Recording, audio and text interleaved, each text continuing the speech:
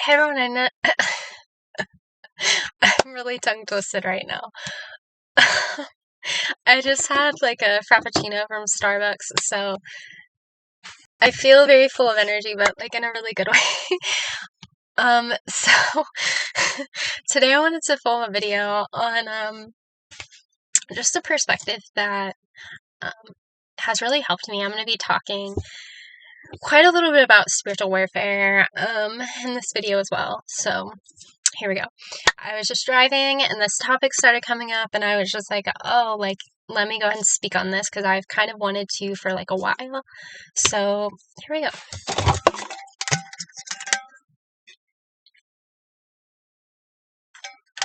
Okay.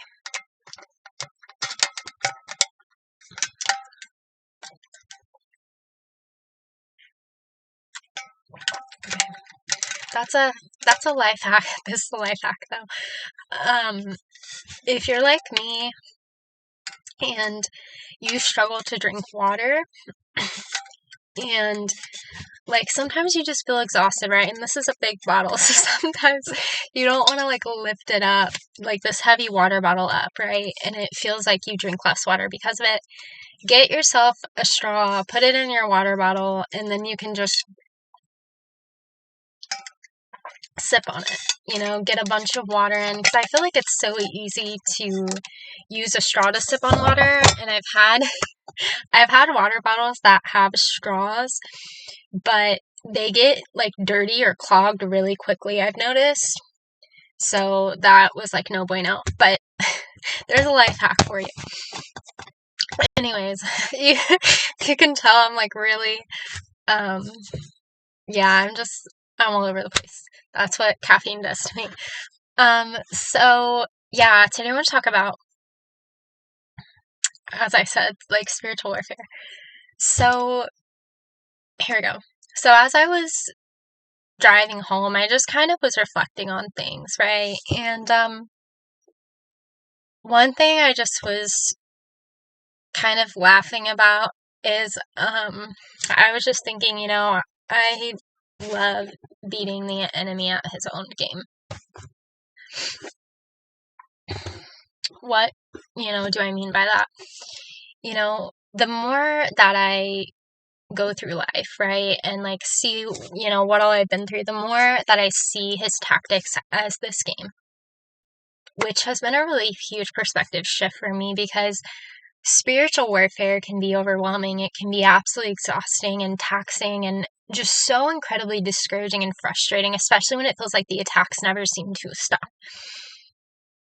So, and I had mentioned in one of my videos how life is like this game, which I still believe that, but this has been a really big, like, shift in my perspective to keep me from getting discouraged when it comes to when I deal with spiritual warfare, is seeing it like this game from the enemy. I mentioned all I did in that one video, how life is like this game where the enemy, he is the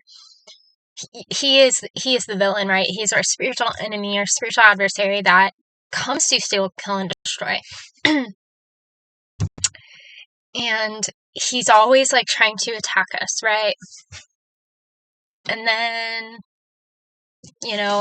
there's God, right? God is the one that wants to bring good into our situations, wants to help us. God is love, joy, peace, faithfulness, grace, mercy, light, a refuge, strength, hope, rest, renewal, healing, restoration, joy, peace, etc. That's how I view God, right? All these attributes, and we see it in the Bible, all these different attributes about the character and the nature of God, of who God is, right?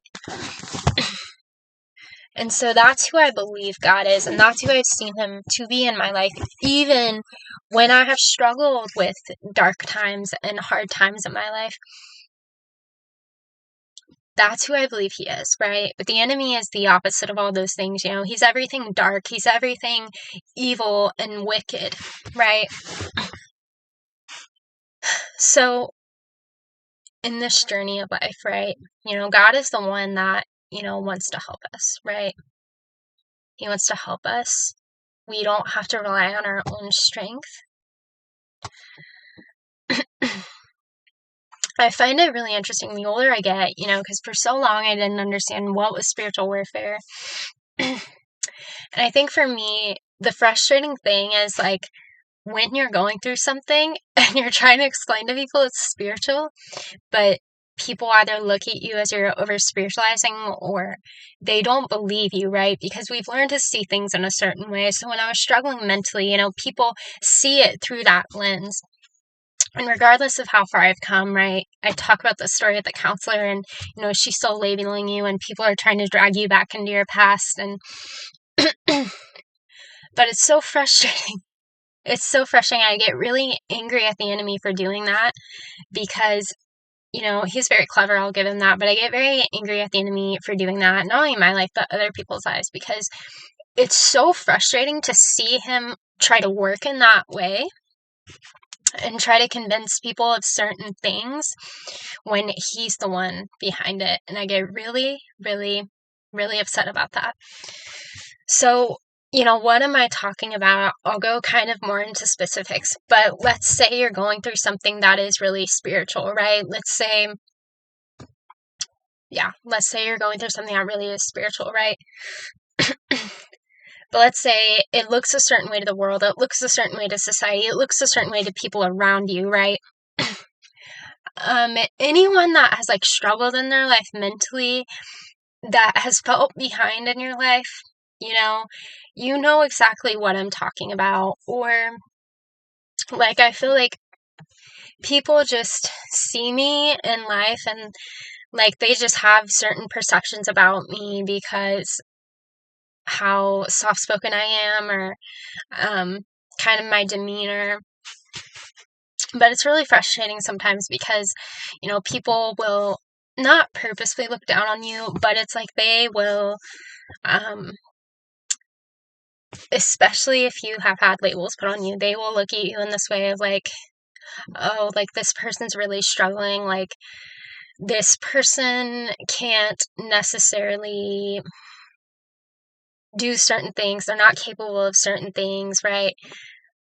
And it's so frustrating because you will feel all these attacks, from the enemy, right? And you'll start putting pieces together of the puzzle of your life, right? Things that you never understood. But you will start catching on. And it's very frustrating because when you start catching on, other people around you are looking at you a certain way. Other people around you are trying to pull you back into the past. Other people around you are trying to plant seeds of doubt into your mind about what you went through and, oh, that wasn't spiritual. And, you're the one that, is in a scramble again, right? Because the enemy, he doesn't stop. And I've found that's one of his favorite tactics that it's been with me, is just throwing me into confusion, making me feel crazy. Right when you feel like, you're thinking clearly and you're seeing things for what they are. And of course, that's when the enemy is going to attack. When you start seeing things for what they are, he's going to make you doubt your perceptions, though, right? Because your perceptions and what you're seeing and what you're sensing spiritually, that's where you see how he's working, right? So he wants to try to throw you into much confusion as he can, right? I want to talk about this because there's a lot of stuff that's coming up that, like, I've just been dealing with in my life. And I don't know if anyone can relate or not. It's just all coming out of me. So maybe, someone needs to hear this. I don't know. But I made this video because I remember being in college and I remember I realized that when I was starting to get my life back, starting to get back on my feet, I was struggling to go to classes and I just was like, I don't know how much more I can take. I don't have the strength. I barely have the strength to fight anything else. And I just remember thinking it feels like I can't go through anything else. I don't know what to do. I feel like I can't handle it. And as I was kind of thinking in that way and going through that, I would kind of get swept into this place of panic, essentially. And I remember kind of catching it one day, and I was like, no. And I was like, I've gotten through everything I have. I didn't think I could get through. Therefore, I can handle whatever may come. And I looked at all that God had faithfully carried me through, and I was like, no matter what happens, He is sustaining me. Period. He is carrying me. Period. He will bring me through. But this was a very big shift in my life because, instead of getting swept into this spiritual warfare that was happening, and instead of getting swept in that place of just falling into despair, it was instead like, no, let me stand on what God has done in my life, and let me stand on the things that I had gotten through that I didn't think I could get through. And therefore, if these things are happening, I can face it. I can face it head on.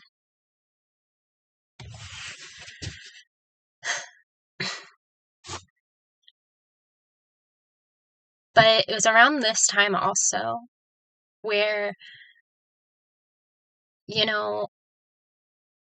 I started looking at, the warfare as this game, right? Because it gets very heavy, right? Especially when you feel like I just got my life back, right? I'm on my feet again, right? But then, now you're dealing with struggling with your health, or now you're dealing with, your voice isn't cooperating, or now you are, your self-esteem feels destroyed, or you feel like you can barely even do anything. Whatever you may be going through, right? These things can be very discouraging and overwhelming and very heavy, right? And extremely frustrating when it feels like those attacks never stop. I am someone personally that likes to have fun with the enemy because he thinks it's really fun to torment me and other people. I'm someone that, I may not be able to completely stop the attacks from happening per se. But if the enemy is going to attack, I like having fun. If he thinks he's going to attack, if he thinks he's going to try to stop something that God wants to do, or being able to help people one day, then, I really like taking notes mentally. I like taking notes of how he's attacking, what he's doing. Because at least as he is trying to, wage a war on us, at least we can pay attention to what he's doing, right? And take notes on how he works. Because so often I feel like we feel powerless and defenseless in the midst of spiritual warfare other than God, right? But especially when it can go on for years. So I really like paying attention to what he's doing. I used to think that there was no way I could be joyful even in the midst of heavy spiritual warfare when the enemy's attacking, but I found that was just straight up not true. I remember laying in my car crying. My heart was racing, just having the hardest time. I couldn't even walk to class. And I remember I was so upset. And I remember I started catching on to that it was spiritual. And I remember when I was learning how to look past and beyond my physical circumstances, what I could see, what I was feeling, what I was experiencing, I was shocked because that stuff hadn't gone away, but it was like I had peace in the midst of it because I could see what the enemy was doing. And it was like, I was standing on who God had been and who He is, knowing that He was sustaining me through all of it. And it's almost like this optical illusion when the enemy is attacking, making you feel like, you're not going to be able to carry this out, or you're not going to be okay. It's almost like this optical illusion because God is the one holding us secure through all of it. But as I say in a lot of my videos, He wants you to look at what you're feeling, what you're seeing, what you're experiencing. Because He knows that then He can throw you into this panic, right? Because life can be hard, life can be dark, right? And sometimes circumstances are completely overwhelming, and sometimes He'll make circumstances in a way where they just feel so completely overwhelming, right? Or maybe we haven't experienced something before.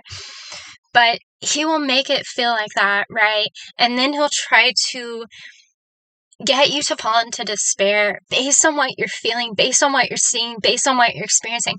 But as Christians, right, we're called to walk by faith, not by sight. Why? Because we will have so much more peace as humans and Christians when we can do that. I want to give you an analogy, and then I'll kind of get more into spiritual warfare. So this analogy came up the other day, and I really, really liked it. And it's also something that I kind of would do or practice doing that was really, really huge. So basically, you're in this car, right? You're in this car. And let's say there's this storm happening all around you. Let's say it's completely pitch black outside, and there's this raging storm happening around you, and the winds are raging so fast, right? Trying to blow your car every which way, right? Okay, so you're inside this car, right? And I want you to imagine, like, Jesus, he's in the driver's seat, right? He's in the car, he's in the driver's seat. There's this storm all around you, but He's in the driver's seat, you're in the passenger seat, but you're with Him, right? He has the wheel, He has control. He's guiding and leading you through this storm, right? And now, I want you to imagine the enemy. The enemy, a lot of us think he's like in the back seat whispering things in our ear, but the enemy is not even in the car. The enemy is outside the car.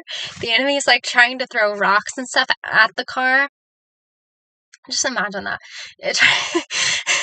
Trying to throw rocks and stuff at the car. Right? Right. We're in the safety and security of this car, right?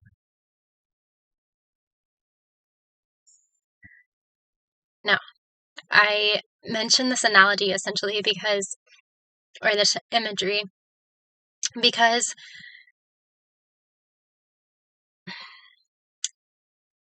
for me, this is something that, I would actually do as I kind of started pondering over this.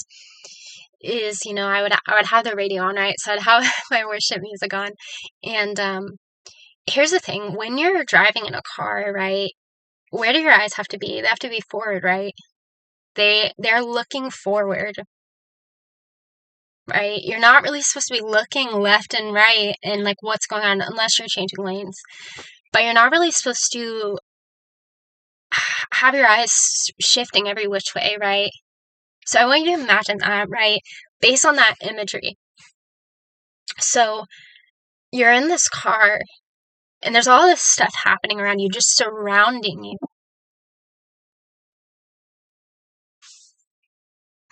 And, like I said, it's pitch black outside. The winds are raging, trying to blow the car every which way.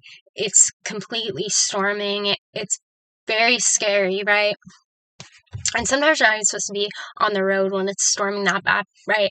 But you're in this car, you're in this place of safety, not just because you're in this car, essentially, but because Jesus, He is right there with you in the midst of all of it. right? And I want you to imagine in the midst of this storm happening around you, that you're in the passenger seat, right? You're in the passenger seat. I want you to imagine you can just lean back. You can just lean back and relax because he has the wheel. He has control. He is with you throughout all of it. And his strength and power supersedes the circumstance you're going through. So he is carrying you through all of it. He is leading you and guiding you through that darkest storm. But I want you to imagine that you can just lean that seat back, okay? And then I want you to understand in the sense of when we are in his presence, I love this verse, but it's from the book of Exodus. It says, my presence will go with you and I will give you rest. When we are in his presence, there is rest in his presence. This sense of whatever we are going through in this life where we can lean back,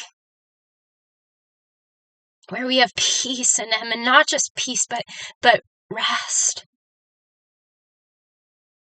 in the midst of everything, knowing that he is the one that holds us secure. He is the one that is leading and guiding us. No, he has not left us when we are going through a hard or dark time. No, you are not forgotten. You are not forsaken, right? We are reminded that repeatedly in his word. But he's got the wheel. He's carrying you. His strength is sustaining you through all of it. But I want you to imagine now, this idea where we are not looking around at us, at the circumstance or what the situation may look like. But we're looking at Jesus and our eyes are forward. Where we're not looking at what we are feeling, what we are experiencing, and what is happening around us, this storm happening around us, right? And the enemy is trying to throw rocks at the car, right? He's trying to throw rocks at the car. I understand though, he's behind you. He's behind you, right? He's behind you. And that's the thing. If there's something you're trying to do for God, or you're in the midst of spiritual warfare right now, the enemy's behind you. The enemy's behind you. In the midst of that, it feels like he's not, right? It feels like he's downright breathing down our necks, just doing all these things and whispering lies and trying to throw us into panic. But he's behind you. He's not in the car. Nothing can change that safety and that security that you have with Jesus in the midst of what you are going through, because he has been the one carrying you. So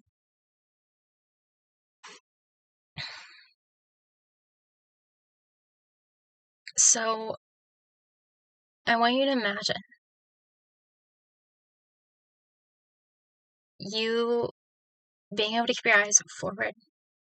And you can imagine, like, if you were in a car, how you would have to keep your eyes forward, regardless of what was happening around you, regardless of what is surrounding us. And the enemy, so often, he wants to get us to look at everything surrounding us, everything happening around us. And that's when he wants to throw us into a place of fear or anxiety or hopelessness or despair. When we start looking at the circumstance or what we're feeling, what we're experiencing or the situation. But what holds true is that he is faithfully sustaining us through all of it, right? And he's still leading and guiding us. And he has the wheel. And I want you to understand, when you come into God's presence, that rest that you imagine you would have with him in that car, as he has the wheel, as he is controlling everything, no matter the storm surrounding, no matter how pitch black it looks outside, even if you feel like you can't see anything, even if there's so much thunder and lightning and the winds are raging and trying to blow your car around, even then, right, he has that wheel. He has that wheel. He's not going to let you go. He's never let you go, and he will never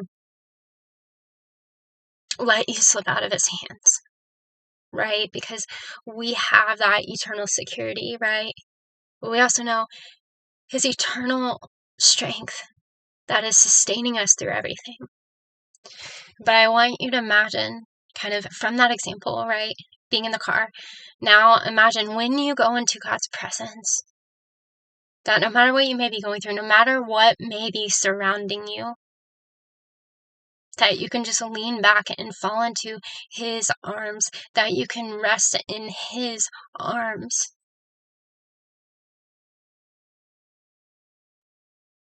In the midst of what you are going through. Even if you don't know how everything's going to be okay. That he is holding you secure through all of it. And no matter the spiritual warfare, no matter what the enemy is trying to convince you of, no matter the fear that is coming into your mind, right? Because fear is not from God, right? So it's like in the midst of our storms that we go through, as hard as it is for us to comprehend as humans, it's like we don't even have to fear.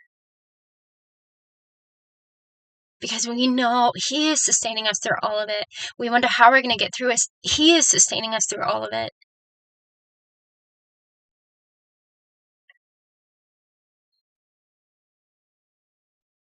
I want you to know he is carrying you. He is sustaining you through every breath. Right? Through everything you've ever been through in your life, from the beginning all the way to this point of your life.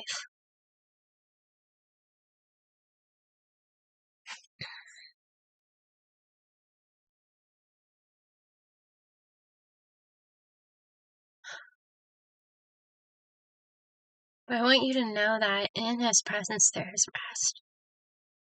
In his presence we can fall into his arms that are holding us in the midst of all of it.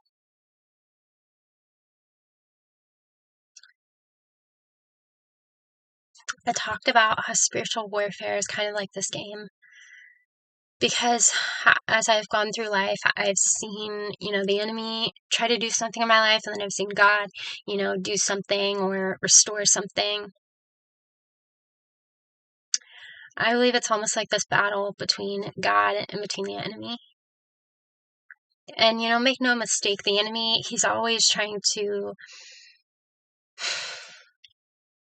just battle God. We see it all throughout the Bible. So many examples. But also God's people, and also those that, aren't even Christians. It's just constantly trying to battle people, right? And keep us from coming to God and keep us from knowing the safety and security that we have in him.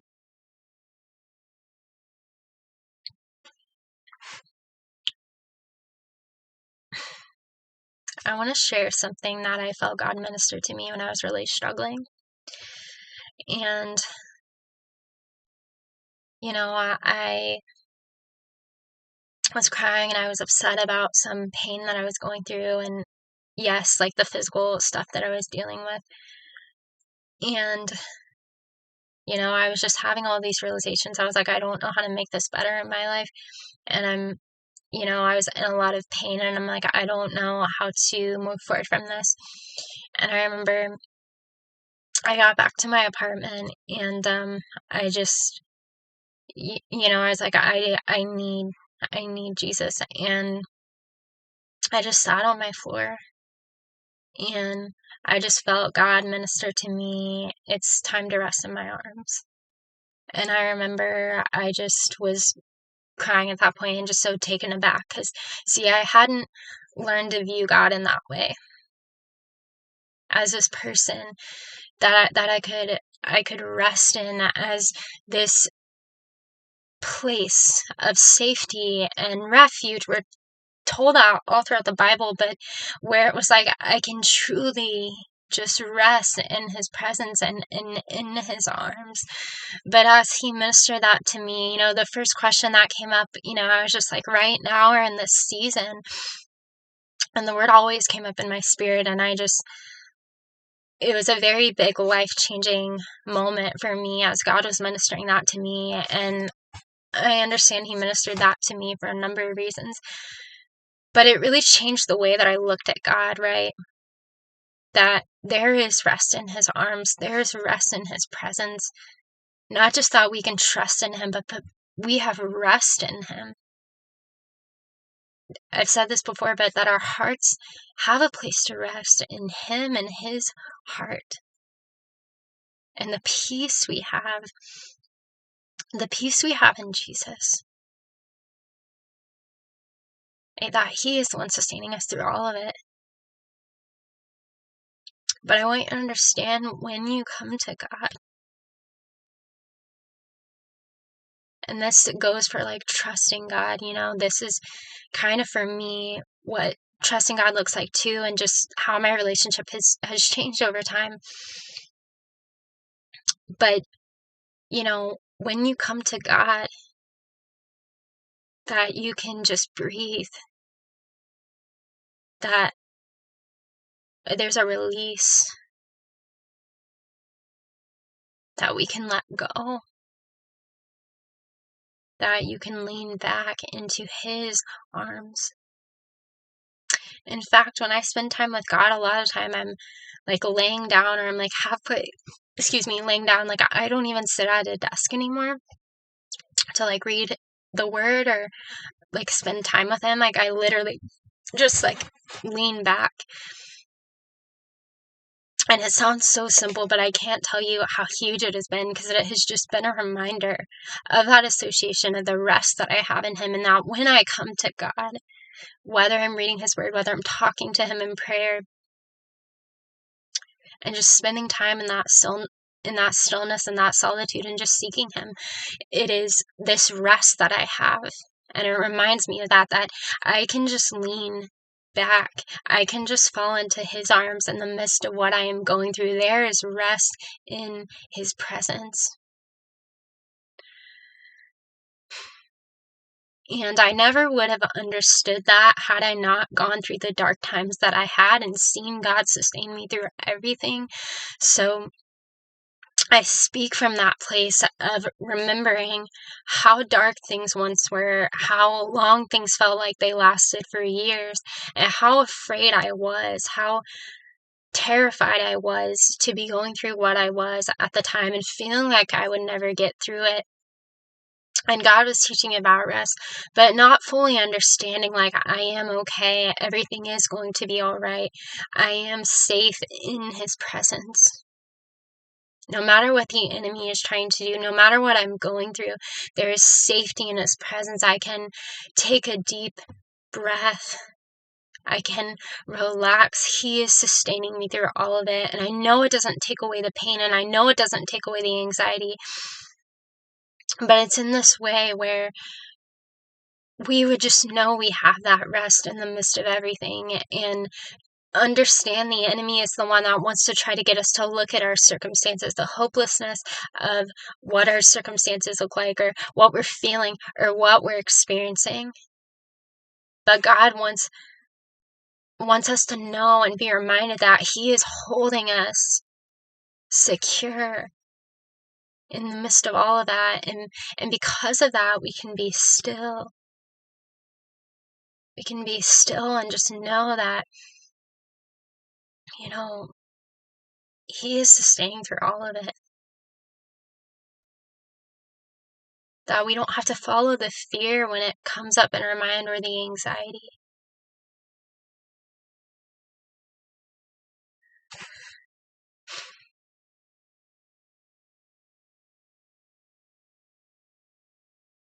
I'm going to share a song that I wrote that I feel like goes with this video, although I feel like it's been a rambling of thoughts, especially in the beginning.